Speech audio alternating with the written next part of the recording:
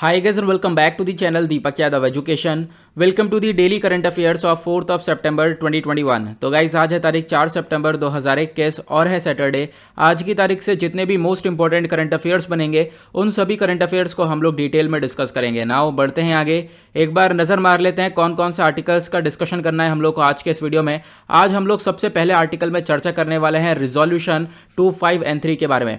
बहुत ज़बरदस्त आर्टिकल है, यूएनएससी के अंदर एक रिजोल्यूशन को अडॉप्ट किया गया है, उसको नाम दिया गया है 25N3। तो ये रिजोल्यूशन क्या है, एक एक चीज़ यहाँ पर आप लोगों को जानने को मिलने वाली है। आईआर के पॉइंट ऑफ व्यू से आर्टिकल बहुत ज़्यादा इंपॉर्टेंट होने वाला है। और बाय द वे मैं आपको बता दूँ, ये वीडियो जो डेली करंट अफेयर का है ये डेली बेसिस पर आपको मॉर्निंग में 5 बजे मिल जाता है। और ये वीडियो यूपीएससी और स्टेट पीएससी के पॉइंट ऑफ व्यू से बहुत ज़्यादा इंपॉर्टेंट होता है। तो चाहो तो आप लोग साथ ही साथ इसके नोट्स भी प्रिपेयर कर सकते हो। सेकेंड आर्टिकल में हम लोग आज बात करेंगे शार्प इकोनॉमिक रिकवरी के बारे में। इकोनॉमी के पर्सपेक्टिव से इंपॉर्टेंट आर्टिकल है, जीएस पेपर 3 के अंदर आपको ये आर्टिकल आ जाएगा। तो अभी हमने देखा है कि हमारी जो इकॉनमी है वो रिकवर हुई है 20.1% से। इसके अंदर आपको बहुत सारी टर्म्स जानने को मिलने वाली हैं, बहुत सारी नई नई चीज़ें आप लोग यहाँ पर सीखने वाले हो। देन उसके बाद हम लोग बात करेंगे वर्ल्ड सोशल प्रोटेक्शन रिपोर्ट के बारे में। तो ILO ने एक रिपोर्ट जारी करी है। इस रिपोर्ट के अंदर बहुत सारी चीज़ें बताई गई हैं कि बहुत सारे एरियाज़ के अंदर जो सोशल प्रोटेक्शन है वो कम दिया जाता है। सोशल प्रोटेक्शन एग्जैक्टली क्या है ये आपको बहुत सारी चीज़ें जानने को मिलेंगी। इंडिया क्या क्या इनिशिएटिव्स उठा रहा है सोशल प्रोटेक्शन को लेकर। उसके बाद हम बात करेंगे जपड 2021 एक्सरसाइज के बारे में। ये जपड एक्सरसाइज क्या है, इसमें कौन कौन सी कंट्रीज है, बहुत इंपॉर्टेंट आर्टिकल होने वाला है। देन उसके बाद एक और इंपॉर्टेंट आर्टिकल है पोषण 2.0 करके। तो यहाँ पर पोषण 2.0 क्या है, सितंबर का जो महीना है वो हम लोग पूरी तरह से फोकस करते हैं किसके ऊपर, मैल न्यूट्रिशन के ऊपर। जो ये कुपोषण है, ठीक है, उसको कैसे दूर किया जा सकता है। तो ये सब आपको जानने को मिलेगा, बहुत सारी इंपॉर्टेंट चीज़ें हैं यहाँ पर। देन उसके बाद एट द लास्ट हम बात करेंगे मेडन नेवी एक्सरसाइज के बारे में, जो कि इंडिया और अल्जीरिया के बीच में है। तो यहाँ पर इसके बारे में आपको डिटेल में बहुत सारी चीज़ें बताने वाला हूँ, फैक्ट्स बताने वाला हूँ, जो कि प्रीलिम्स के पॉइंट ऑफ व्यू से बहुत ज़्यादा इंपॉर्टेंट होने वाला है। तो मतलब वीडियो ओवरऑल बहुत इंपॉर्टेंट है, प्रीलिम्स और मेंस दोनों के पॉइंट ऑफ व्यू से। लेकिन गाइस आगे बढ़ने से पहले अगर आप लोगों को इस लेक्चर का पीडीएफ चाहिए तो नीचे डिस्क्रिप्शन बॉक्स में आप सभी लोगों को टेलीग्राम का लिंक दिया गया है, वहां से जाकर आप लोग इस लेक्चर के पीडीएफ को डाउनलोड कर सकते हो। और यह है मेरी Instagram ID Deepak Yadav education, यहाँ पर जाकर फॉलो कर लेना। अपनी जितनी भी क्वेरीज है मुझसे आप लोग यहाँ पर पूछ सकते हो। बाय द वे दोनों ही चीज़ों का लिंक आपको नीचे डिस्क्रिप्शन बॉक्स में मिल जाएगा। ओके नाउ अब हम लोग अपने पिछले करंट अफेयर का रिवीजन कर लेते हैं। जैसे कि आप लोगों की डिमांड रहती है, जो हमने पिछला डिस्कस किया है उसका भी हाथों हाथ रिवीजन करवा दिया करो। तो यहाँ पर जो भी हमने कल डिस्कस किया था उसका फटाफट एक ओवरव्यू लेंगे। सबसे पहले हमने कल डिस्कशन किया था चाइना का एक नया सी रोड रेल लिंक बनाया गया है चाइना के द्वारा, और इस सी रोड रेल लिंक को ओपन कर दिया गया है। और ये जो रेल लिंक है ये इंडियन ओशन से चाइना को कनेक्ट कर रहा है। तो मतलब ये कहीं ना कहीं इंडिया के लिए थ्रेट वाली बात है। दूसरी चीज़ यहाँ पे आपको ध्यान देना, ये कौन सी लिंक है, सी मतलब समुद्र के रास्ते से भी रास्ता निकलेगा, प्लस रोड के रास्ते से रास्ता निकलेगा, प्लस रेल से यहाँ पर रास्ता बनाया गया है। तो सी रोड रेल लिंक बनाई गई है चाइना के द्वारा, जो कि इंडियन ओशन से डायरेक्ट चाइना को कनेक्ट कर रही है। क्वेश्चन ये है, कल मैंने काफ़ी कुछ डिटेल में बताया था, अब आपको बताना है कौन कौन सी कंट्री से यहाँ पर आप कह सकते हो चाइना की कनेक्टिविटी बढ़ी है इस रेल लिंक के थ्रू। यानी कि आप कह सकते हो कि जो अभी चाइना ने सामान मंगाया है अपने कंट्री के अंदर वो कहाँ कहाँ से मंगाया है, ठीक है, मतलब किस प्रकार से यहाँ पर कौन कौन सी कंट्री से निकल कर गया है वो सामान, ये आप लोगों को नीचे कमेंट सेक्शन बताना है। उसके बाद कल मैंने एक और टर्म बताया था आपको, स्ट्रिंग ऑफ पर्ल करके, ठीक है। स्ट्रिंग ऑफ पर्ल क्या है ये भी मुझे नीचे कमेंट सेक्शन बताना, बहुत इंपॉर्टेंट यहाँ पर ये पॉइंट बन जाता है। उसके बाद सेकंड आर्टिकल में हमने डिस्कशन किया था सैंड और डस्ट स्टॉर्म के बारे में। तो ये जो एक तरीके से आप कह सकते हो जो आंधी होती है, धूल भरी आंधी है, ठीक है, ये धूल भरी तूफान है, इसकी वजह से बहुत ज़्यादा एक तरीके से रिस्क देखने को मिला है एशिया और पैसिफिक वाले रीजन के अंदर। पोल्यूशन काफ़ी हद तक बढ़ा है, ग्लेशियर के ऊपर यहाँ पर ये चिपक जाती है डस्ट, तो ग्लेशियर मेल्ट हो रहे हैं, ठीक है। उसके बाद यहाँ पर इसका नेगेटिव इंपैक्ट भी पड़ा है, पॉजिटिव इंपैक्ट भी पड़ा है। कल मैंने दोनों ही इंपैक्ट बताए थे, तो आपको बताना है पॉजिटिव और नेगेटिव इंपैक्ट कौन कौन से हैं, ज़रा नीचे कॉमेंट सेक्शन में एक बार इसके बारे में ज़रूर लिख देना। उसके बाद कल हमने डिस्कशन किया था ओडिशा का एक ऐसा डिस्ट्रिक्ट है हमारे पूरे भारत में, ओडिशा के अंदर एक ऐसा डिस्ट्रिक्ट है, कौन सा डिस्ट्रिक्ट है उसका नाम कमेंट सेक्शन बताओ, जहां पर क्रोकोडाइल की तीनों प्रजातियां पाई जाती हैं। क्रोकोडाइल की मेनली 3 प्रजातियां होती है, 3 स्पीशी होती हैं, तीनों स्पीशी ओडिशा के उस डिस्ट्रिक्ट के अंदर पाई जाती हैं। नाम बताओ उस डिस्ट्रिक्ट का, साथ ही साथ ये जो तीनों स्पीशी हैं क्रोकोडाइल की वो कौन कौन सी हैं, इनका नाम भी लिखना। देखते हैं यहाँ पर कितने अच्छे से आपने सुना था, आपका रिविजन भी हो जाएगा। उसके बाद कल हमने डिस्कस किया था पश्मीना शॉल्स के बारे में। तो कश्मीर के जो पश्मीना शॉल्स हैं इसको एक तरीके से जीआई टैग मिला हुआ है, प्लस यहाँ पर बोला गया कि इन शॉल्स की जो भी यहाँ पर ओल्ड ट्रेडिशन था, मतलब ओल्ड टेक्निक है, पुरानी वाली टेक्निक जो इस्तेमाल की जाती थी वो टेक्निक वापस से इस्तेमाल की जाएगी इन शॉल्स को बनाने के लिए। इससे वेमेन को काफ़ी हद तक वेजेस जनरेट होगा, पैसा जनरेट कर पाएंगी, ऐसा बताया गया। ठीक है, तो यहाँ पर हमने देखा था पश्मीना शॉल्स के बारे में। ये शॉल्स क्या होती हैं एक तरीके से आपको बताना है, ऑब्वियस ही बात है। ये जो शॉल्स हैं वूल से बन रही है, ऊन से बन रही है। ठीक है, गोट से यहाँ पर लिया गया है। वो गोट कौन सी है स्पेसिफिक, उसका नाम जरा नीचे कमेंट सेक्शन बताना, मैंने आपको बताया था। उसके बाद कश्मीर के अंदर एक और ऐसा प्रोडक्ट है जिसको जीआई टैग मिला हुआ है। एक तो पश्मीना शॉल्स हो गया, एक दूसरा प्रोडक्ट कौन सा है ये भी नीचे कमेंट सेक्शन में बताना। उसके बाद हाँ, यहाँ पे हमने कल डिस्कशन किया था पीसा के बारे में। पीसा की फुल फॉर्म नीचे कमेंट सेक्शन में ज़रूर बताना। 2022 के अंदर इंडिया जो है पीसा के अंदर पार्ट लेने वाला है, और एक तरीके से आप कह सकते हो कि अब की बार कुछ हमारा करने का इरादा है, क्योंकि 2009 के अंदर आखिरी बार हमने जो है इसके अंदर पार्टिसिपेट किया था और वहाँ पर अच्छा परफॉर्म नहीं कर पाए थे हम लोग। तो एक तरीके से तब से अभी तक हमने इसके अंदर पार्टिसिपेट नहीं किया। एट द लास्ट हमने कल बात करी थी revisiting draft e commerce rules के बारे में। जो ई कॉमर्स रूल्स हैं, मतलब कि अमेजन हो गया, फ्लिपकार्ट हो गया, इन सब के लिए एक तरीके से रूल्स लाए गए थे, रूल्स एंड रेगुलेशंस लाए गए थे। कल मैंने सारे डिटेल में रूल्स एंड रेगुलेशंस लिखे हैं, उसको लेकर वापस से रिविजिट किया गया इस ड्राफ्ट को, और बहुत सारे कंसर्न्स दिखाए गए हैं। कंसर्न्स यानी काफ़ी सारी चिंता वाली बातें। तो यहाँ पर मैं आपको डिटेल में तो नहीं बता सकता हूँ, क्योंकि ऑब्वियसली बात है कल वाला जो वीडियो है वो 40 से 45 मिनट का है, तो 40 से 45 मिनट तक रिविजन पूरा नहीं हो सकता है। मैं आपको सिर्फ और सिर्फ एक छोटा सा ओवरव्यू दे सकता हूँ। तो अगर आप लोगों को नहीं पता है तो ई कॉमर्स रूल्स के बारे में ज़रूर जाकर एक बार देख लेना। कल के वीडियो मैंने काफ़ी डिटेल में समझाया ये रूल्स क्या थे। अमेजन, फ्लिपकार्ट जो ये ऑनलाइन प्लेटफॉर्म्स है, इनको क्या क्या अब फॉलो करना पड़ेगा। ओके, जैसे मैं आपको एक बहुत बड़ा एग्जांपल देता हूँ। आईटी रूल्स थे, जैसे आईटी रूल्स 2021 थे, उसी प्रकार से बिल्कुल आप कह सकते हो काफ़ी हद तक सेम रूल्स हैं ये ई कॉमर्स वाले। ओके, नाउ बढ़ते हैं आगे। आ जाता है हमारा आज का सबसे पहला आर्टिकल, और जो सबसे पहला आर्टिकल है वो है इंटरनेशनल रिलेशंस के पॉइंट ऑफ व्यू से, और आईआर स्टैंड करता है आपका जीएस पेपर 2 के अंदर, तो आपको ध्यान रखना है। नाउ पहला आर्टिकल बात करता है रिजोल्यूशन के बारे में, रिजोल्यूशन 2593 ऑन तालिबान। तो इस रिजोल्यूशन को अडॉप्ट किया गया है यूएनएससी के अंदर। आप देख सकते हो यहाँ पर ये जो सोल्जर्स दिखाई दे रहे हैं, सोल्जर्स तो नहीं कहेंगे, यहाँ पर जो भी लोग दिखाई दे रहे हैं ये कौन है? यहाँ पर आपको हाँ सोल्जर्स होंगे, अमेरिकी सोल्जर्स लग रहे हैं, है ना, लेकिन ये तालिबान है। तालिबान के लोग देखने को मिलेंगे।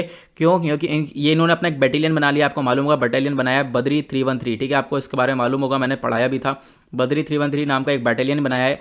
यहाँ पर आप देख सकते हो ये जो जितने भी ड्रेस इनके हाथ में लगी है, ये जो गन्स हाथ में लग गई हैं, ये सब यूएसए छोड़ के चला गया था। यूएसए ने अफगान फोर्सेस के लिए यहाँ पर ये सब दिया था। अब यहाँ पे अफगान फोर्सेस तो है नहीं, यहाँ पे तालिबान का कंट्रोल चल रहा है। तो तालिबान ने के पास ये सारी ड्रेस, मास्क, ये आप देख सकते हो हेलमेट, ये सारी चीज़ें आ चुकी हैं। ओके, नाउ अब हम बात करते हैं ये आर्टिकल न्यूज़ में क्यों है, क्योंकि इंडियन एक्सप्रेस का आर्टिकल है, काफ़ी ज़्यादा चर्चा में है। इंडिया ने बिल्कुल चेयर किया था यूएनएससी को और अडॉप्ट कर लिया है एक रिजोल्यूशन, और यहाँ पर हम लोग समझेंगे इस रिजोल्यूशन को किस किस ने एक्सेप्ट किया है।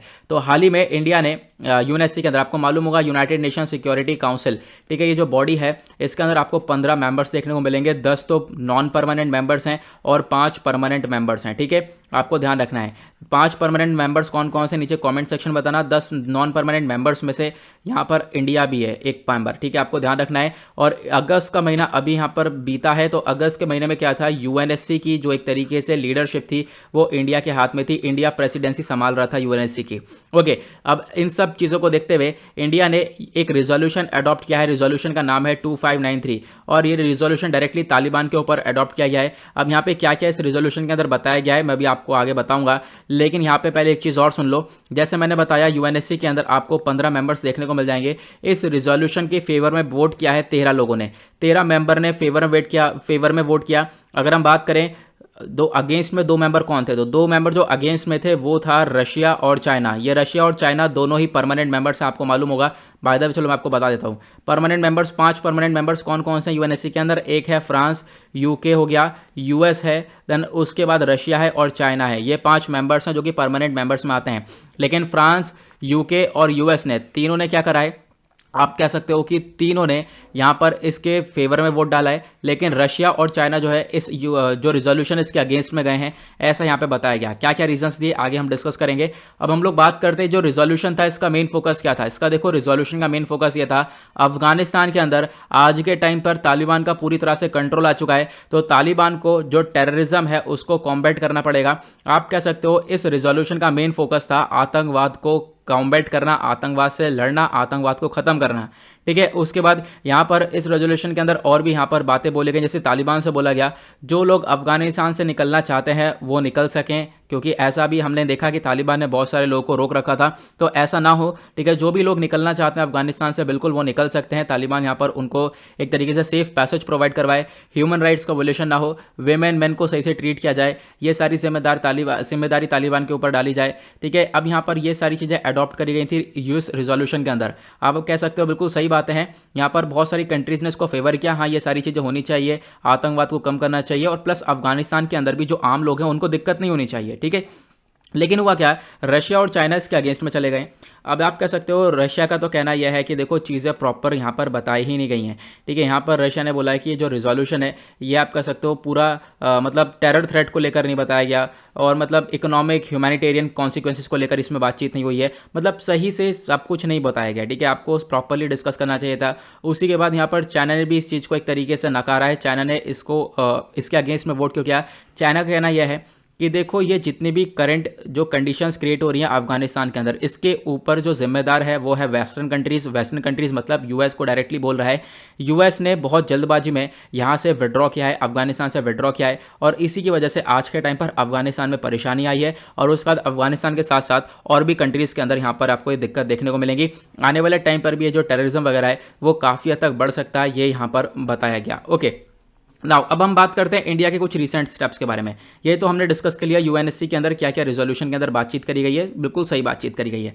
अब इंडिया ने हाल ही में कुछ स्टेप्स उठाए थे अफगानिस्तान को लेकर, आपको मालूम होगा, मैंने पहले भी डिस्कस किया है, मैं आपको बता देता हूँ। इंडिया ने यहाँ पर एक तरीके से हाई लेवल ग्रुप को डायरेक्ट किया। उस ग्रुप के अंदर हमारे एक्सटर्नल अफेयर मिनिस्टर थे, उसके बाद national security adviser Ajit Doval साहब थे, ठीक है, और कुछ सीनियर ऑफिशियल्स थे। इन्होंने मेन फोकस कर रखा इंडिया की प्रायोरिटीज़ के ऊपर। इंडिया की प्रायोरिटी क्या है, पहली प्रायोरिटी यह है अफगान के अंदर जितने भी इंडियन नेशनल्स हैं उनको बिल्कुल सुरक्षित तरीके से क्या करा जाए, इवैक्यूएट किया जाए और इंडिया के अंदर लाया जाए। ठीक है, इस प्रायोरिटी के ऊपर ध्यान दिया। दूसरी प्रायोरिटी भारत की यहाँ पर यह देखने को मिल जाएगी आपको कि जो टेररिज्म है, आतंकवाद है, इंडिया के अगेंस्ट में उसको ख़त्म किया जाए। ठीक है, यहाँ पर ये फोकस किया गया है। हाँ, इन दो चीज़ों के ऊपर फोकस किया गया है, तो आपको यहाँ पर ये ध्यान देना है। उसके बाद यहाँ पर अभी आपको मालूम होगा इंडिया का एक और स्टेप है, वो ये है अभी हाल ही में जो इंडिया के एम्बेसडर हैं टू कतर, दीपक मित्तल साहब, इन्होंने मीटिंग करी थी किसके साथ, तालिबान के जो पॉलिटिकल ऑफिस हैं उसके हेड हैं उनके साथ। अब यहाँ पर इन दोनों के बीच में मीटिंग हुई थी, मतलब इंडिया और तालिबान के बीच में भी मीटिंग हो चुकी है। तो आपको ध्यान रखना है, तालिबान ने आज से पहले कोई ऐसी मीटिंग करी नहीं है कतर के अंदर, लेकिन अब पहली बार ऐसी मीटिंग भी हो चुकी है। अब क्वेश्चन आपका ये होगा डिमांड किसकी थी, डिमांड तालिबान की थी। तालिबान ने रिक्वेस्ट करी थी मीटिंग करने के लिए, और यहाँ पर उसके बाद यहाँ पर ये मीटिंग देखने को मिली है तालिबान की रिक्वेस्ट पर। और इस मीटिंग के अंदर जो दीपक मित्तल साहब है उन्होंने साफ साफ बोला है कि तालिबान को क्या करना होगा, जो अफगानिस्तान से लोग हैं उनको बिल्कुल सिक्योरली निकालना होगा। एक तरीके से जो निकलना चाहते हैं वो सिक्योरली निकलें। ठीक है, ऑब्वियस सी बात है, यहाँ पे जो निकलना चाह रहा है लोग, मतलब लोगों का कहना यह है कि हम तालिबान के अंडर में नहीं रहेंगे, तो जो नहीं रहना चाहते उनको निकलने देना चाहिए। यहाँ पर इस चीज़ के ऊपर फोकस किया गया।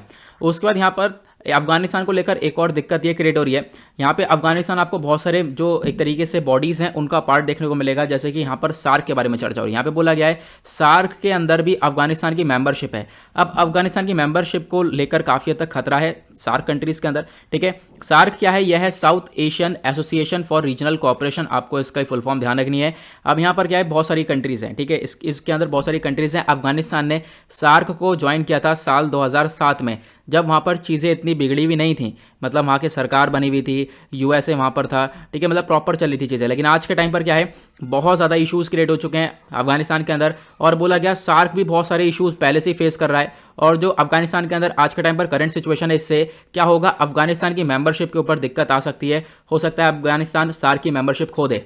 ओके, नाउ ये सार्क क्या है तो मैं आपको बता देता हूँ। जो ये एसोसिएशन है ना, इसको फाउंड किया गया था 8 दिसंबर 1985 में, 1985 में ढाका के अंदर। ठीक है, और सार्क का हेडक्वार्टर आपको काठमांडू में देखने को मिल जाएगा, यहाँ पर आप लोग देख पा रहे होंगे। उसके बाद सार्क के अंदर आपको ये मेंबर्स देखने को मिलते हैं। कितने मेंबर्स हैं, यहाँ पर आप 8 मेंबर्स देख पा रहे होंगे। अफगानिस्तान, बांग्लादेश, भूटान, इंडिया, नेपाल, मालदीव्स, पाकिस्तान और श्रीलंका, या आपको ये 8 मेंबर्स देखने को मिल जाएंगे। ओके, ये सार्क के मेंबर्स हैं, तो आपको ये थोड़ी बहुत बातें ध्यान रखनी है जो कि आपके एग्जाम के पॉइंट ऑफ व्यू से, खासकर प्रीलिम्स के पॉइंट ऑफ व्यू से काफ़ी इंपॉर्टेंट है। उसके बाद बढ़ेंगे अगले आर्टिकल पर। अगले आर्टिकल इकोनॉमी के पर्सपेक्टिव से इंपॉर्टेंट होने वाला है और इकोनॉमी आता है आपका जीएस पेपर 2 के अंदर। यहाँ पे चर्चा हो रही है शार्प इकोनॉमिक रिकवरी के बारे में। अभी हमने देखा हमारी कंट्री के अंदर जो थोड़ा सा जीडीपी रेट है वो थोड़ा सा इंक्रीज हुआ है, ठीक है। अब वो यहाँ पर 20.1% से ग्रोथ देखने को मिलेगी। अब कहोगे 21% तो बहुत हो गया, 20% से ग्रोथ हुई है मतलब ये तो बहुत ज़्यादा अच्छी तरीके से हमने ग्रो किया है। लेकिन मैं कहूँगा अभी भी अगर हम लोग इसको पिछले कुछ साल से कंपेयर करें तो ये ग्रोथ अभी भी कम है। अभी भी हम लोग को ज़रूरत है कि हम लोग और ज़्यादा ग्रो करें। तो इसके बारे में डिस्कशन होगा, ये इकोनॉमिक रिकवरी क्या है। तो न्यूज़ में क्यों है आप देख पाओगे, इंडियन एक्सप्रेस का आर्टिकल है जो साल 2021-22, ध्यान से सुनना, साल 2021-22 का फर्स्ट क्वार्टर है। क्वार्टर क्या होते हैं सब बताऊँगा, डोंट वरी। तो फर्स्ट क्वार्टर का जो ग्रोथ रेट है वो 20.1% देखने को मिला है। लेकिन फिर भी जो जीडीपी है हमारी थोड़ी सी डाउन देखने को मिलेगी, क्योंकि कब से अगर इसको कौन से साल से कंपेयर किया गया है, साल 2019 से कंपेयर किया गया है जब कोरोना नहीं था। तो कोरोना नहीं था तो हमारी जीडीपी थोड़ी और ज़्यादा थी, लेकिन आज के टाइम पर थोड़ी सी कम है। अभी भी जीडीपी लो है लेकिन इसको ग्रो करने की ज़रूरत है। क्या होती है जीडीपी ये भी मैं आपको बताऊँगा, एक एक करके थोड़ा सा वेट करो। अब आपको समझना यह है ये सारा जो डेटा ये किसने रिलीज किया है, तो ये डेटा रिलीज किया गया है नेशनल स्टैटिस्टिकल ऑफिस के द्वारा, जिसको हम लोग एनएसओ बोलते हैं। इन्होंने बताया कि जो इंडियन इकोनॉमी है साल 2021-22 के अंदर फर्स्ट क्वार्टर के अंदर 20.1% से ग्रोथ देखने को मिला है। और अगर हम लोग पिछले साल की बात करें, पिछले साल फर्स्ट क्वार्टर के अंदर मतलब साल 2020 के अंदर क्या चल रहा था, कोरोना बहुत ज़्यादा था, ठीक है। इनफैक्ट साल 2020 के अंदर जो फर्स्ट क्वार्टर था वहाँ पे हमारी इकोनॉमी पहली बार 24.4% से कॉन्ट्रैक्ट हुई थी, मतलब गिरावट वहाँ पर देखने को मिला था। अब इकोनॉमिक रिकवरी के बारे में बात करें तो मैंने आपको ये कुछ चीज़ें बता दी हैं, मैं भी आपको कुछ अच्छे से चीज़ें यहाँ पर एक्सप्लेन करता हूँ। देखो यहाँ पर हम लोग इसी पेज पर आते हैं चीज़ों को थोड़ा सा क्लियरली एक्सप्लेन करने के लिए। सबसे पहले आपको समझना होगा यहाँ पे हम लोग बात कर रहे हैं साल 2021-22 की, ओके। अब जो ये साल 2021-22 है इसका फर्स्ट क्वार्टर कौन सा होगा, इसका फर्स्ट क्वार्टर होगा अप्रैल, मई, जून, ठीक है। 3 महीने का एक क्वार्टर होता है, आपको मालूम होगा, ठीक है। फाइनेंशियल ईयर के अंदर जो है अप्रैल से स्टार्ट होता है, अप्रैल से साल शुरू होता है मार्च तक, आपको मालूम होगा। तो जो फर्स्ट क्वार्टर है वो अप्रैल मई जून हो गया, सेकंड क्वार्टर हो गया जुलाई अगस्त सितंबर, फिर उसके बाद अक्टूबर नवंबर दिसंबर, देन जनवरी फरवरी मार्च। तो 3 क्वार्टर होते हैं, आपको मालूम होना चाहिए, ठीक है। यहाँ पर पहला क्वार्टर, ये हो गया सेकंड क्वार्टर, ये हो गया थर्ड क्वार्टर और ये हो गया फोर्थ क्वार्टर। अभी यहाँ पर जो साल 2021-22 है इसका अप्रैल मई जून वाला महीने का डेटा आया है, इस वाले महीने का, और इस वाले डेटा बताया गया है कि जो ग्रोथ है वो 21.1% है, सॉरी 20.1% की ग्रोथ रेट है। हमारी जीडीपी इतने से ग्रो हुई है जो कि काफ़ी अच्छा है। लेकिन अभी मैं आपको कंपेयर करूं, अब इससे पहले यहाँ पर कौन सा साल था, साल 2020 था। साल 2020 मतलब कोरोना वाला पीरियड, जब यहाँ पर कोरोना सबसे ज़्यादा देखने को मिला, ठीक है। लोगों की जान वगैरह काफ़ी जा रही थी। तो वहाँ पर इसी टाइम पर यानी फर्स्ट क्वार्टर की बात करें अप्रैल मई जून के टाइम पर तो बहुत बुरा हाल था, उस समय स्टार्ट ही हुआ था कोरोना। और आप कह सकते हो कि उस समय हमारी जो जीडीपी है वो 24.4% से कॉन्ट्रैक्ट हुई थी। पहली बार यहाँ पर इतनी भारी भरकम गिरावट देखने को मिली थी। मतलब पिछले साल से कंपेयर करें इस साल तो हमारी इकोनॉमी ग्रो हुई है, ठीक है। लेकिन अब हम लोग इसको और पीछे से कंपेयर करें, मतलब कोरोना से पहले साल 2019 था। अब साल 2019 में क्या था, आपको मालूम है कोरोना वगैरह कुछ भी नहीं आया था। तो उस समय हमारी जीडीपी काफ़ी अच्छी थी, इस 20% से भी ज़्यादा थी, ठीक है। 20% से भी ज़्यादा थी। तो यहाँ पर यही बोला जा रहा है कि जो हमारी करंट जीडीपी है साल 2021-22 की वो तो थोड़ी सी ग्रो हुई है। लेकिन अगर हम बात करें पिछले साल से तो ग्रो हुई है साल 2020 से, लेकिन 2019 के मुताबिक इतनी ग्रो नहीं हुई है। इसी वजह से इसको बोला गया है प्री कोविड एरा। ये 2019 कौन सा एरा है, प्री कोविड एरा यानी कोरोना से पहले वाला साल। तो 2019 के कंपेयर में हमारी इकोनॉमी इतनी ग्रो नहीं हुई है। तो इसी के ऊपर यहाँ पे फोकस किया जा रहा है कि अभी भी हम लोगों को एक काफ़ी तेजी से रिकवरी की ज़रूरत है। और यहाँ पे गवर्नमेंट प्रेडिक्शन ये कर रही है कि आने वाले टाइम पर हमारी इकोनॉमी के अंदर वी शेप रिकवरी देखने को मिलेगी। वी शेप रिकवरी क्या होती है तो मैं आपको बता देता हूँ। वी शेप रिकवरी मतलब देखो अभी धड़ाम से गिरावट देखने को मिली थी हमारी जो है इकोनॉमी के अंदर, आपको मालूम होगा कोरोना की वजह से बहुत ज़्यादा गिरावट देखने को मिली। नाउ अब क्या होगा, यहाँ पर थोड़ा बहुत हम लोग इंप्रूव कर रहे हैं। तो अब यहाँ पर क्या होता है, वी शेप इकोनॉमी के अंदर पहले तो बहुत ज़्यादा कॉन्ट्रैक्शन होता है, फिर उसके बाद एकदम से प्रोग्रेस भी चालू हो जाता है। इसको हम लोग वी शेप इकोनॉमिक रिकवरी बोलते हैं, ठीक है। यहाँ पर आप देख सकते हो इस प्रकार से यहाँ पर ये रिकवरी देखने को मिल जाती है वी शेप में। जो वी शेप रिकवरी होती है इसको बोला गया है क्विक, यहाँ पर आपको तरीके से क्विक परफॉर्मेंस देखने को मिलती है, मतलब बहुत जल्दी से इकॉनमी डाउन हुई, बहुत जल्दी से उठ गई, इसको बोलते हैं V shape recovery. Okay, I hope आपको क्लियर हो गया होगा। और उसके बाद अभी यहाँ पर और भी बहुत सारे कॉन्सेप्ट हैं। ये पूरा का पूरा डेटा किसने रिलीज किया है, एनएसओ ने। एनएसओ की फुल फॉर्म क्या है, नेशनल स्टैटिस्टिकल ऑफिस, ठीक है। ये जो एनएसओ है ये एक सेंट्रल स्टैटिस्टिकल एजेंसी है जो कि गवर्नमेंट के अंडर में आती है, under the statistical service act 1980 के अंदर में। तो आपको ध्यान रखना है। अब आपको क्वेश्चन ये उठ जाता है कि ये एनएसओ कौन सी मिनिस्ट्री के अंडर में आता है, तो ministry of statistics and programme implementation के अंदर में आता है। इसका मेन काम यही है कि जो बहुत सारी चीज़ें होती हैं गवर्नमेंट को यहाँ पर ये डेटा की फॉर्म में प्रोवाइड करवाता है, फिर जो गवर्नमेंट है उसको डिसीजन मेकिंग मैनेजमेंट के लिए उस डेटा का इस्तेमाल करती है। जैसे कि अब यहाँ पर जीडीपी का डेटा रिलीज किया है एनएसए के द्वारा। अब देखो जीडीपी के लिए डेटा जो है, जीडीपी का डेटा के अलावा और भी बहुत सारे रिपोर्ट्स जो है ये एनएसओ रिलीज करता है। जैसे कि इंडेक्स ऑफ इंडस्ट्रियल प्रोडक्शन, ये रिपोर्ट रिलीज करता है एनएसओ। उसके बाद कंज्यूमर प्राइस इंडेक्स की हो गई, sustainable development goal national indicator framework हो गया, पीरियोडिक लेबर फोर्स सर्वे हो गया, जीडीपी डेटा हो गया। तो ये सब यहाँ पर आप कह सकते हो कि रिलीज करता है एनएसओ, ठीक है, जीडीपी डेटा की, जो कि अभी हमने डिस्कशन किया है।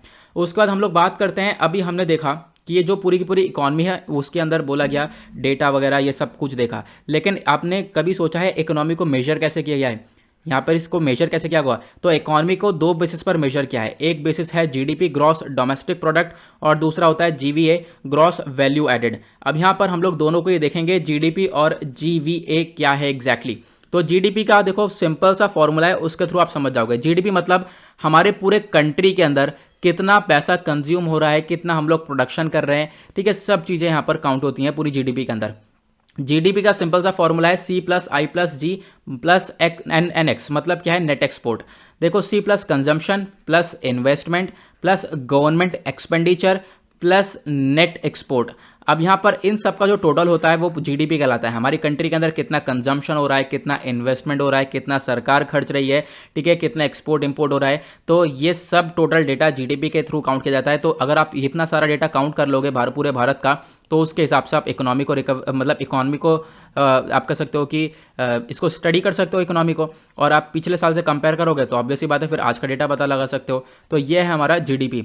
और जीवीए क्या होता है? देखो यहाँ पे हमने बात करी जीडीपी सारे सेक्टर्स को काउंट करता है, लेकिन जीवीए जो है एक स्पेसिफिक सेक्टर के ऊपर ध्यान देता है। मान लो कोई एग्रीकल्चर सेक्टर हो गया, इलेक्ट्रिसिटी सेक्टर हो गया, सप्लाई की तरफ यहाँ पर ध्यान देता है। यहाँ पर अलग अलग जो प्रोडक्टिव सेक्टर्स हैं उनका डेटा यहाँ पर कलेक्ट करता है जीवीए के द्वारा। तो आपको ध्यान रखना है स्पेसिफिक सेक्टर्स के ऊपर जो ध्यान दिया जाता है वो जीवीए के अंडर में ध्यान दिया जाता है, और पूरे कंट्री के लेवल पर जो ध्यान दिया जाता है वो जीडीपी के थ्रू। ओके, नाउ अगले आर्टिकल की तरफ बढ़ेंगे। अगला आर्टिकल सोशल इश्यूज के पॉइंट ऑफ व्यू से इंपॉर्टेंट होने वाला है। सोशल इश्यूज आता है जीएस पेपर 1 के अंदर। यहाँ पर चर्चा हो रही है वर्ल्ड सोशल प्रोटेक्शन रिपोर्ट के बारे में, और ये रिपोर्ट जारी करी गई है इंटरनेशनल लेबर ऑर्गेनाइजेशन के द्वारा। तो रिसेंटली आईएलओ ने रिपोर्ट करी है, एक रिपोर्ट जारी करी जिसका नाम है वर्ल्ड सोशल प्रोटेक्शन रिपोर्ट 2020 से लेकर 2022 तक। तो यहाँ पर इन्होंने रिवील किया है कि दुनिया भर में लगभग 4.1 बिलियन लोग ऐसे हैं जो कि बिना किसी सोशल सिक्योरिटी के रह रहे हैं। पहले मैं आपको सोशल सिक्योरिटी का कॉन्सेप्ट बता देता हूँ। सोशल सिक्योरिटी का मतलब यह है कि मान लो कोई इंडिविजुअल, कोई आम व्यक्ति है, उसको यहाँ पर कुछ ना कुछ फ़ायदा प्रोवाइड करवा देना, उसको एक छोटी सी इनकम मिल रही हो उसके अपने खुद के लिए, ठीक है, उसको एक तरीके से आप कह सकते हो कि जो मतलब कि बहुत सारे हेल्थ केयर मिल रहे हो, इनकम सिक्योरिटी मिल रही हो, ठीक है, ये सारी चीज़ें मतलब कुछ ना कुछ उसको सपोर्ट मिल रहा हो, ठीक है, तो वो सब सोशल सिक्योरिटी है। लेकिन यहाँ पर लोग ऐसे हैं, 4.1 बिलियन लोग ऐसे हैं जो कि बिना किसी सोशल सिक्योरिटी के रह रहे हैं, बहुत परेशानी में रह रहे हैं, ठीक है, ये यहाँ पर बताया गया। अब आप कह सकते हो कि देखो बोला गया इस चीज़ के अंदर ये सब चीज़ें किसकी वजह से देखने को मिली है? कोविड की वजह से। कोविड की वजह से लोगों का और बुरा हाल हुआ है। कोविड की वजह से इनसिक्योरिटी, जो इनकम इनसिक्योरिटी वो ज़्यादा देखने को मिली है, उसकी वजह से लोग और ज़्यादा परेशान हुए हैं। नाउ ये जो इंटरनेशनल लेबर ऑर्गेनाइजेशन है आईएलओ, ये क्या है एग्जैक्टली जिसने इस रिपोर्ट को बनाया है? ये है एक स्पेशलाइज्ड एजेंसी यूनाइटेड नेशन की, आपको ध्यान रखना है, जिसको हम लोग ट्राइपर्टाइट यूएन एजेंसी बोलते हैं। ट्राइपर्टाइट मतलब इसके अंदर 3 लोग देखने को मिलेंगे। यहाँ पर गवर्नमेंट होती है, एम्प्लॉयर्स होते हैं और वर्कर्स होते हैं, ठीक है। तो आपको ध्यान रखना है इन तीनों का ही डेटा लिया जाता है। लगभग 187 मेंबर स्टेट्स का डेटा ये लेकर पूरे दुनिया का एक तरीके से आप कह सकते हो कि डेटा रिलीज करता है। तो आपको इसके बारे में ध्यान रखना है। उसके बाद अगर हम लोग बात करें इस रिपोर्ट के हाईलाइट्स क्या है, इस रिपोर्ट का हाईलाइट्स यह है, पहला यहाँ पर पॉइंट इन्होंने ये बताया है दुनिया भर की जो पॉपुलेशन है सोशल प्रोडक्शन के साथ कितनी है। साल 2020 के अंदर लगभग 46.9% जो दुनिया भर की पॉपुलेशन थी, सिर्फ उन लोगों को कहीं ना कहीं थोड़ा बहुत बेनिफिट मिल रहा था सोशल सिक्योरिटी का। अदरवाइज जितने जो बाकी 54% की जो पॉपुलेशन है उनको कोई बेनिफिट नहीं मिल रहा था, आप कह सकते हो। उसके बाद यहाँ पर बोला गया, यहाँ पर बहुत सारे चैलेंजेस हैं जो कि कोविड-19 पैंडमिक के थ्रू निकल कर आए हैं, जैसे कि गरीबी काफ़ी हद तक बढ़ी है, इनइक्वालिटी काफ़ी हद तक बढ़ी है, ये सारी चीज़ें हम लोगों को देखने को मिली, ठीक है। इनइक्वालिटी बहुत ज़्यादा ही इंक्रीज़ हुई है, ठीक है। यहाँ पर लोगों को मैं काफ़ी ज़्यादा कंपेयर किया गया। आप कह सकते हो कि जो अमेरिका है उसने कुछ ज़्यादा इन्वेस्टमेंट किया है, बहुत सारी कंट्रीज़ हैं जिनके पास पैसा नहीं है, जो रिच कंट्रीज़ हैं वो कहीं ना कहीं ज़्यादा वो पैसा लगाकर उन्हें सोशल सिक्योरिटी प्रोवाइड करवाई है, लेकिन जो पुअर कंट्रीज़ है वो कहीं ना कहीं नहीं कर पाई है कुछ भी, ऐसा यहाँ पर देखने को मिला है। फॉर एग्जाम्पल अफ्रीका का दिया गया है, ठीक है, उसका डिस्पैरिटी देखने को मिली है। वही चीज़ मैंने आपको बताई, जो हाई इनकम कंट्रीज़ हैं उन्होंने थोड़ा बहुत स्पेंड कर लिया है, लेकिन जो अपर इनकम मिडिल कंट्रीज़ हैं उन्होंने 8% स्पेंड किया है, जो लोअर इनकम कंट्रीज़ उन्होंने 2.5% स्पेंड किया है, और जो बिल्कुल लोअर इनकम कंट्रीज़ है वो 1.1% स्पेंड किया है। मतलब जितना कम पैसा है कंट्रीज़ के पास उन्होंने उतना ही कम सोशल प्रोटेक्शन दिया है लोगों को, और इससे दिक्कत किसको होगी? लोगों को दिक्कत होगी। उसके बाद यहाँ पे बोला गया बहुत कम प्रोटेक्शन प्रोवाइड करवाई गई है वेमेन को, चिल्ड्रन को, डिसेबल पीपल्स को, यहाँ पे इनको ज़्यादा प्रोटेक्शन मिली नहीं है। हालांकि इन लोगों को सबसे ज़्यादा ध्यान रखना चाहिए था, लेकिन इन लोगों को ध्यान ही नहीं रखा गया है। उसके बाद अनएम्प्लॉयमेंट प्रोटेक्शन भी लिमिटेड ही है, मतलब बेरोजगारी वगैरह भी काफ़ी हद तक देखने को मिली है। उसके बाद लोगों को हेल्थ केयर सर्विस भी नहीं मिल पा रही थी। हेल्थ केयर सर्विस के नाम पर आप कह सकते हो तो इतना ज़्यादा महंगा पेमेंट वगैरह लिया जा रहा था, लोग अफोर्ड ही नहीं कर पा रहे थे। ठीक है, तो ये सारी चीज़ें यहाँ पर देखने को मिल रही थी। आई होप आपको क्लियर हो गया होगा कि बोला गया है सोशल प्रोटेक्शन के बारे में। दुनिया भर में बहुत सारे लोग हैं जिनको यह सोशल प्रोटेक्शन नहीं मिला है। अब हम बात करते हैं इंडिया की, तो भारत सरकार क्या क्या स्टेप्स उठा रही है लोगों को सोशल सिक्योरिटी बेनिफिट्स देने के लिए। तो आपको ध्यान रखना है ये बहुत सारे स्टेप्स हमारी गवर्नमेंट के द्वारा उठाए जाते हैं, और इन्हीं स्टेप्स के थ्रू हम लोग कहीं ना कहीं लोगों की मदद करते हैं। जैसे कि एक है प्रधानमंत्री Jan Arogya Yojana, national health policy 2017 की हो गई, सोशल सिक्योरिटी कोड हो गया, प्रधानमंत्री श्रम योगी मान धन हो गया, उसके बाद आत्मनिर्भर भारत, पीएम गरीब Kalyan Anna Yojana, one nation one ration card, Atmanirbhar Bharat Rozgar Yojana, Mahatma Gandhi national rural employment guarantee act. तो ये सारे कहीं ना कहीं स्टेप्स जो कि भारत सरकार उठाता है लोगों को सोशल सिक्योरिटी प्रोवाइड करवाने के लिए। अगला आर्टिकल अगेन आईआर के पॉइंट ऑफ व्यू से इंपॉर्टेंट है, और आईआर आता है जीएस पेपर 2 के अंदर। यहाँ पर चर्चा हो रही है जपड एक्सरसाइज के बारे में, जपड 2021। अब यहाँ पर रशिया का काफ़ी ज़्यादा चर्चा देखने को मिल रहा है, इसी वजह से आपने थंबनेल में भी देखा होगा नीचे रशिया का मैंने मैप वगैरह लगा रखा है, ठीक है। तो यहाँ पे हम लोग बात करेंगे ये आर्टिकल न्यूज़ में क्यों है। तो ये आर्टिकल पीआईबी के अंदर आया हुआ है, ठीक है। तो पीआईबी एक one of the most important source है यूपीएससी पर्सपेक्टिव से, आपको ध्यान रखना है। मिनिस्ट्री ऑफ डिफेंस ने इसको पोस्ट किया है। यहाँ पर क्या है कि जो इंडियन आर्मी है, इंडियन आर्मी कॉन्टिजेंट है, ये पार्टिसिपेट करेगी, लगभग 2 सप्ताह पार्टिसिपेट करने वाली है एक मिलिट्री एक्सरसाइज में। और जो वो मिलिट्री एक्सरसाइज है ना, वो एक मल्टीनेशनल मिलिट्री एक्सरसाइज है। मल्टीनेशनल मतलब इंडिया और रशिया के अलावा भी उसमें बहुत सारी कंट्रीज होंगी, और उस एक्सरसाइज का नाम है जपड, ठीक है। जपड 2021। ये एक्सरसाइज कहाँ पे होगी? रशिया के निजिन में, ठीक है, निजनी में। तो आपको ध्यान रखना है ये पहली एक ऐसी थिएटर लेवल एक्सरसाइज है जहाँ पर बहुत सारी कंट्रीज़ हैं, प्लस इन कंट्रीज़ का मेन फोकस यह है कि जो टेररिस्ट हैं, आतंकवादी हैं, उनको एक तरीके से ख़त्म किया जा सके, ठीक है। उसके अगेंस्ट में ऑपरेशन चलाए जा रहे हैं यहाँ पे। अब यहाँ पर आपका क्वेश्चन ये होगा कि अभी आपने बताया कि इसमें बहुत सारी कंट्रीज़ हैं। अब बहुत सारी कंट्रीज़ के अंदर लगभग आप कह सकते हो जो जपड एक्सरसाइज है 9 पार्टिसिपेटिंग कंट्रीज़ हैं, मतलब 9 ऐसी कंट्रीज़ है जो कि इस अभ्यास के अंदर पार्टिसिपेट कर रही हैं।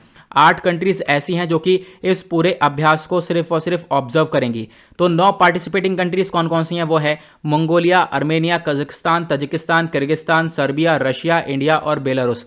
और 8 कंट्रीज़ कौन सी हैं जो कि ऑब्जर्व करेंगे इन कंट्रीज़ को? वो है Pakistan, China, Vietnam, Malaysia, Bangladesh, Myanmar, Uzbekistan और श्रीलंका। तो आपको ध्यान रखना है इंडिया कहाँ पर है, इंडिया पार्टिसिपेटिंग कंट्री में है, इंडिया यहाँ पर इसके अंदर पूरी तरह से हिस्सा लेने वाला है। ओके, और इसका मेन मकसद यह है कि जितने भी नेशंस हैं उनके बीच में मिलिट्री और स्ट्रेटेजिक टाइज को इंक्रीज़ किया जाए। ऑब्वियसली बात है, जब सारी मिलिट्रीज आपस में मिलेंगी तो इनके रिलेशंस भी इंक्रीज़ होंगे, कोऑपरेशन भी इंक्रीज़ होगा। ओके, जो हमारा NAG बटालियन ग्रुप है इंडिया से, वो पार्टिसिपेट करेगा इस एक्सरसाइज के अंदर। और जो ये मिलिट्री, अभी मैं आपको एक चीज़ और बता दूं, इन दोनों कंट्रीज़ के बीच में, इंडिया और रशिया के बीच में एक और मिलिट्री एक्सरसाइज होती है जिसको हम लोग नाम देते हैं इंदिरा 2021, ठीक है। तो यहाँ पे आपको ध्यान देना है, ये एक जॉइंट ट्राई सर्विस एक्सरसाइज है जहाँ पर इस अभ्यास के अंदर आर्मी, नेवी और एयरफोर्स तीनों ही होते हैं। तो आपको ध्यान रखना है इंदिरा 2021 किसके साथ होता है? ये रशिया के साथ होता है। नाउ बढ़ते हैं अगले आर्टिकल की तरफ। अगला आर्टिकल सोशल इश्यूज़ के पॉइंट ऑफ व्यू से इंपॉर्टेंट होने वाला है, और सोशल इश्यूज़ स्टैंड करता है जीएस पेपर 1 के अंदर। यहाँ पर चर्चा हो रही है पोषण 2.0 के बारे में। तो ये मिशन क्या है, इसके बारे में डिस्कशन होगा। तो यहाँ पे न्यूज़ में क्यों है? तो क्योंकि रिसेंटली यहाँ पर देखो, इस आर्टिकल को मैं लगाना भूल गया हूँ, ये आर्टिकल भी पीआईबी का है, पीआईबी में कवर किया गया है और AIR न्यूज़ में भी कवर किया गया है। तो हाल ही में जो ministry of women and child development है, इन्होंने उद्घाटन किया पोषण 2.0 का, और यहाँ पर जितने भी एस्पिरेशनल डिस्ट्रिक्ट्स हैं इनके ऊपर फोकस किया गया है। ये पोषण वाटिका बनाएंगे, मतलब न्यूट्रिशनल गार्डन बनाएंगे, कब 1 सितंबर से शुरू होगा। मतलब ये जो सितंबर का महीना है एक तरीके से इसको पोषण माह बोला जाता है, पोषण मंथ बोला जाता है। इस पूरे महीने में, सितंबर के महीने में फोकस ये किया जाता है कि लोगों को एक तरीके से न्यूट्रिशन प्रोवाइड किया जा सके। इस वजह से सितंबर महीने को न्यूट्रिशन मंथ बोला जाता है। आपसे क्वेश्चन बन सकता है कौन सा महीना न्यूट्रिशन मंथ कहलाता है, तो वह है सितंबर मंथ। ठीक है, तो आपको इसके बारे में ध्यान रखना है। ये जो मंथ है पूरा महीना होगा, यहाँ पर सेलिब्रेशन होने वाला है पोषण अभियान को लेकर। और एक तरीके से आप कह सकते हो जो मेन अटेंशन है वो किस पर दिया जाएगा, सीवर एक्यूट मैलोरिश चिल्ड्रन के ऊपर। मतलब ऐसे बच्चे जो कि काफ़ी हद तक कुपोषण से परेशान है। ठीक है, मतलब कि उनको प्रॉपरली न्यूट्रिएंट्स नहीं मिल रहे हैं, प्रॉपर यहाँ पर न्यूट्रिशियस खाना नहीं मिल रहा है और एक तरीके से वो मैल न्यूट्रिशन से गुजर रहे हैं। उन बच्चों के ऊपर यहाँ पर इस महीने में फोकस करने वाले हैं। अब मैंने आपको बताया ये जो पूरा का पूरा मेन मिशन है ये एस्पिरेशनल डिस्ट्रिक्ट्स के लिए है। तो क्वेश्चन ये है ये एस्पिरेशनल डिस्ट्रिक्ट्स क्या होते हैं। तो एस्पिरेशनल डिस्ट्रिक्ट्स इस प्रकार के डिस्ट्रिक्ट होते हैं जो कि बहुत बुरी तरह से अफेक्टेड हो। ठीक है, पुअर कंडीशन से अफेक्टेड हो, वहाँ पे बहुत सारे गरीब लोग आपको देखने को मिल जाएंगे। ठीक है, इंप्रूवमेंट वहाँ पर है नहीं, ह्यूमन डेवलपमेंट काफ़ी बेकार है। और इसी टाइप के जो डिस्ट्रिक्ट हैं वो लगभग 115 डिस्ट्रिक्ट आइडेंटिफाई करे गए हैं 28 स्टेट्स है भारत के अंदर। आपको ध्यान रखना है यहाँ पर गवर्नमेंट अलग अलग प्रोग्राम्स चलाती है और जो इस प्रोग्राम है इन प्रोग्राम का मेन ऑब्जेक्टिव होता है कि जो ये एस्पिरेशनल डिस्ट्रिक्ट हैं यहाँ पर रियल टाइम प्रोग्रेस को मॉनिटर करना, इनकी प्रोग्रेस को देखना। ठीक है, तो यहाँ पर काफ़ी पिछड़े हुए डिस्ट्रिक्ट हैं ये, जहाँ पर एक तरीके से पोषण 2.0 को लागू करने की बात की गई है।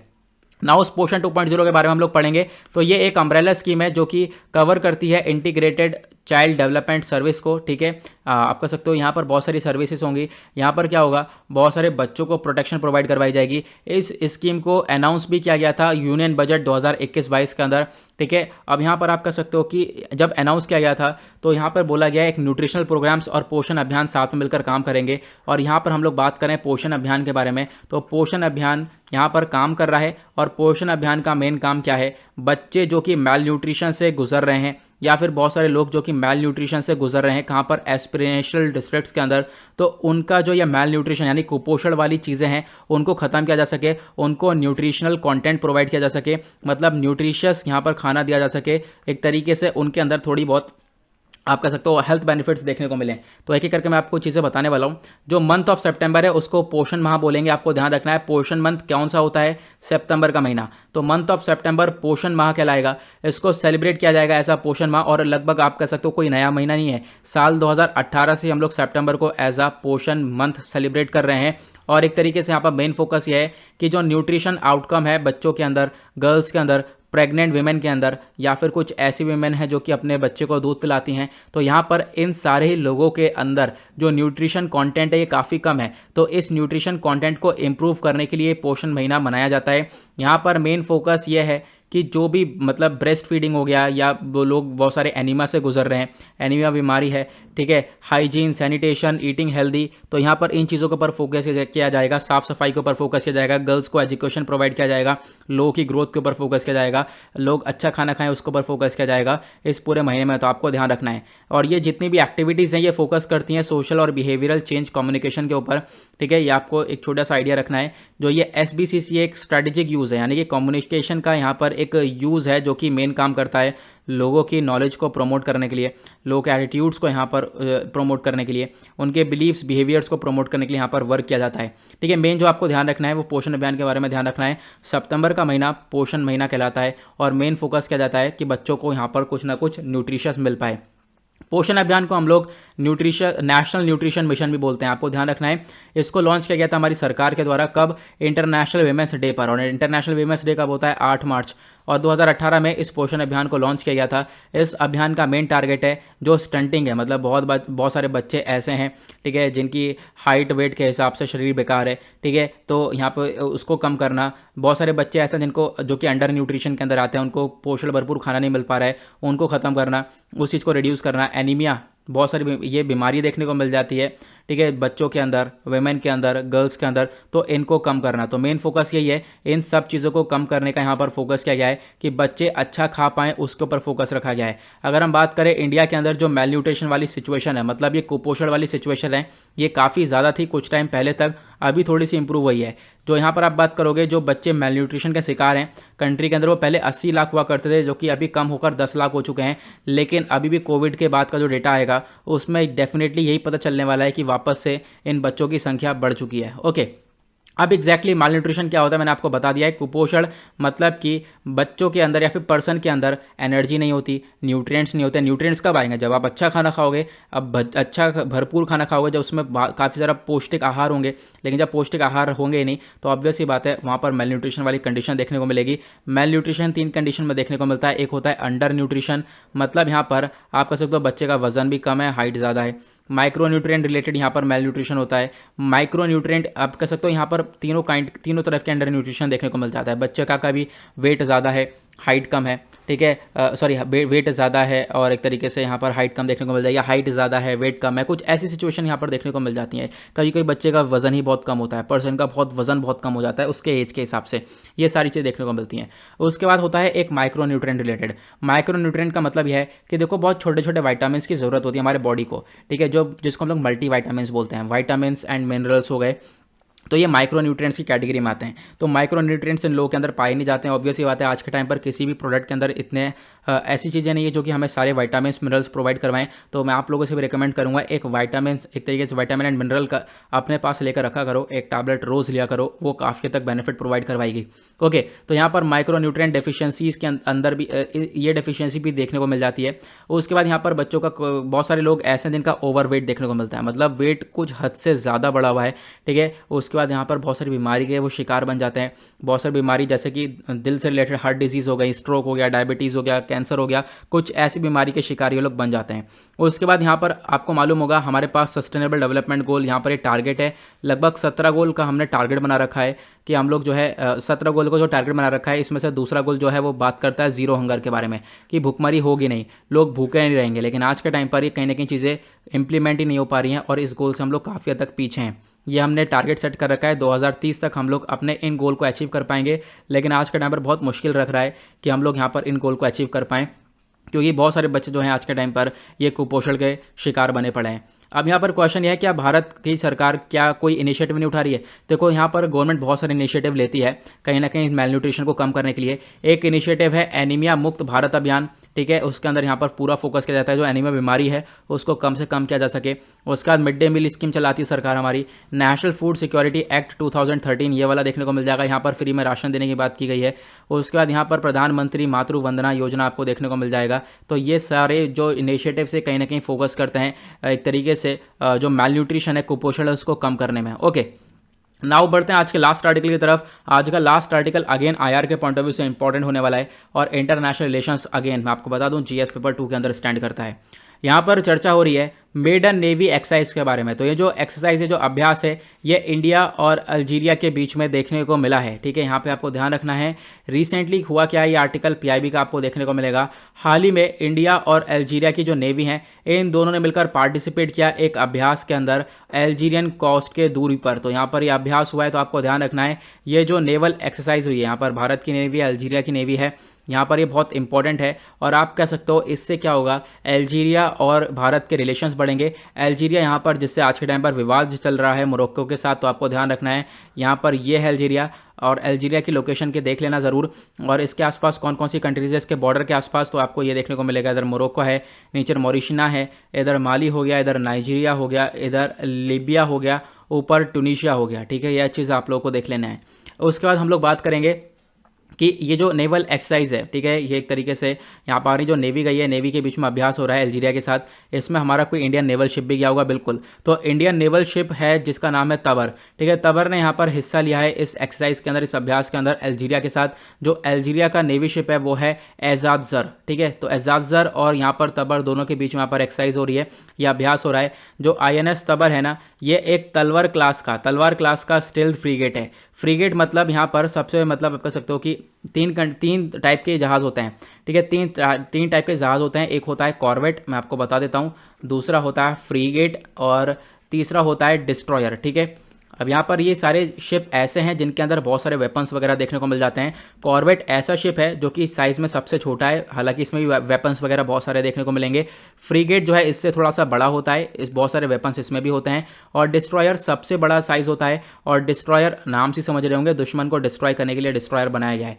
तो ये जहाज़ होते हैं। फ्रीगेट यहाँ पर आपको देखने को मिलेगा, फ्रीगेट है ये कौन सा INS तबर। इसको स्टील्थ क्यों बोला गया है, क्योंकि इस फ्रिगेट के अंदर बहुत सारी कैपेबिलिटीज़ हैं कि इस जहाज़ को रडार भी डिटेक्ट नहीं कर सकता है, रडार भी नहीं पता लगा पाएगा, तो इसी वजह से यहाँ पर इसको स्टील्थ फ्रिगेट बोला गया है। ओके, तो आपको ध्यान रखना है एक इंपॉर्टेंट यहाँ पर चीज़ है, तो ये कहीं ना कहीं फोकस करेगा जो हमारे अफ्रीकन नेशंस के साथ रिलेशंस है उसको बनाने में, क्योंकि अफ्रीकन रिलेशंस के साथ अगर हम बात करें अफ्रीकन कंट्रीज़ के साथ, हमारे डिफेंस सेक्टर के अंदर इतने सिक्योरिटाइज को कुछ इतने अच्छे हैं नहीं, लेकिन अभी क्या हो रहा है अल्जीरिया के साथ जो इंडिया है वो अपने डिफेंस सेक्टर के अंदर रिलेशंस को बूस्टअप कर रहा है, डिफेंस एंड सिक्योरिटाइज के ऊपर फोकस कर रहा है पिछले कुछ सालों से। तो आपको इसके बारे में एक छोटा सा आइडिया रखना है। INS तबर वो यही शिप है, यही शिप ने जाकर हिस्सा लिया है अल्जीरिया के अंदर इस अभ्यास के अंदर। ओके, नाउ इसी के साथ करते हैं लेक्चर को समाप्त। आई होप गाइज आप सभी लोगों को अच्छे से सभी आर्टिकल्स क्लियर हो गए होंगे, और आप लोगों को करना क्या है, आप लोग चाहो तो इसके सारे नोट्स वगैरह भी प्रिपेयर कर सकते हो।